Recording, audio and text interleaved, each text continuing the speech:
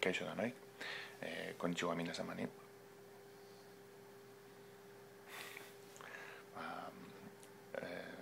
Agurra, beste munduaren partetik, Tokiotik hain zuzen. Hemen gaude, Maite Goñiaren gaurko hitza, bigarren urte hurrena zelebratzen.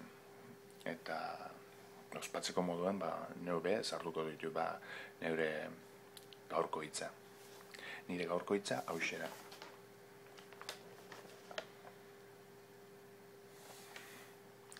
Arigangan, etorkiz, ondarrutik dator, eta izatez, ero esan naia, korriketan, ero ainiketan da. Nahiko xelebrea da, eta ondarroan diruenez bakarrik erabiltzen da. Eta beno, niri asko gustatzen zata, jende asko ez dakitelako gainera.